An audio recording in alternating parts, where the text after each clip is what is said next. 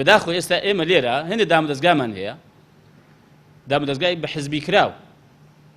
لە زیاتی و کێشەی خەڵک چارەسەر بکە و ئاسایشی خەڵک بپارێزێ و خەڵک دڵنیا بکاتەوە خەڵک تووشی دڵڕاوچێ دەبێ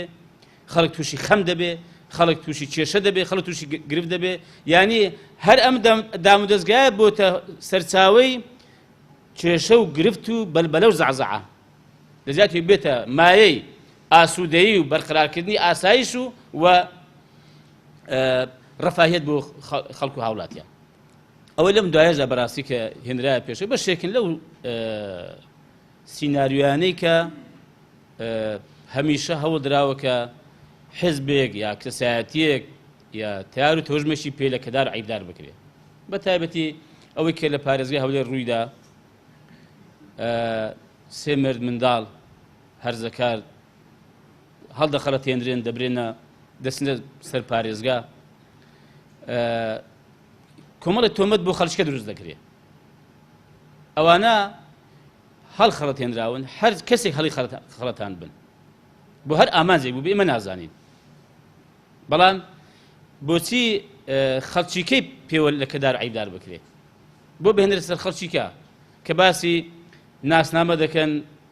ئێمە ڕاماگەیاندوە کە ئێمە ینی دەمێکی بڕامەداوە ناسنامە بۆ ئەندامە دروست ناکەین ئەو ناسنامەی لەشی دروست کراوە باسی ئەندامێکیان کرد ئەو ئەندامە زیندووە حەیون یورزەق ماوە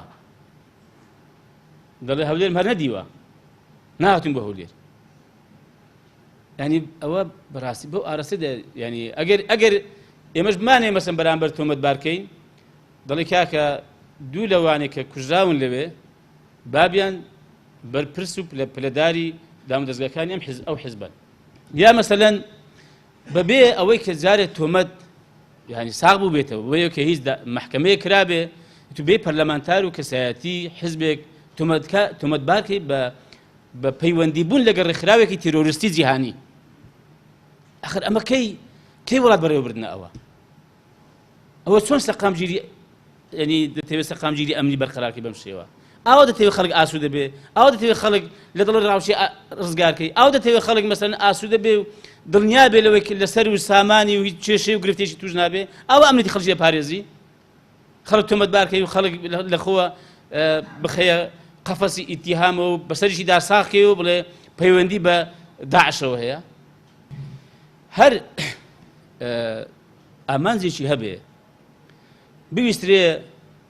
کۆمەڵی ئیسلامی پێلەکەدار و عیبدار بکرێ بویسترێ وەک فشارێک بەکاربهێنرێ بۆ سەر ئەندامان و لایەنگرانی کۆمەڵی ئیسلامی یا بویسترێ کۆمەڵی ئیسلامی سارد بێتەوە و پاشەکشە بکە لە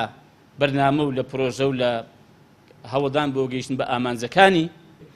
ئەوە بەڕاستی ئێمە هەموو لا دڵنیا دەکەینەوە ئێمە ئەم پروپاگەندە و چەواشەکاری و تۆمەت بەخشینانەوە نەک ساردمان ناکەنەوە سوورتر و بەردەوامترمان دەکەن لەسەر کار و پرۆژەکانمان و ئەگەر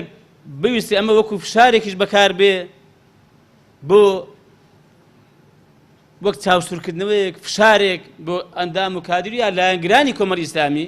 کە کۆمەڵی ئیسلامی بێباکە بەڕاستی بێمنەتە تەبانیانی هەموو خەڵک دەزانێت کە کۆمەڵی ئیسلامی لە ڕووی سیاسیەوە لە ڕووی کۆمەڵایەتیەوە لە ناو خەڵک لە حکومەت لە پەرلەمان لە پەیوەندەکانی لەگە خەڵک و جەماوەری هەرێمی کوردستان کۆمەڵی ئیسلامی چێ و چێیە چۆن بووە چۆن داکۆکی سەرسەختی کردووە لە مافەکانی خەڵک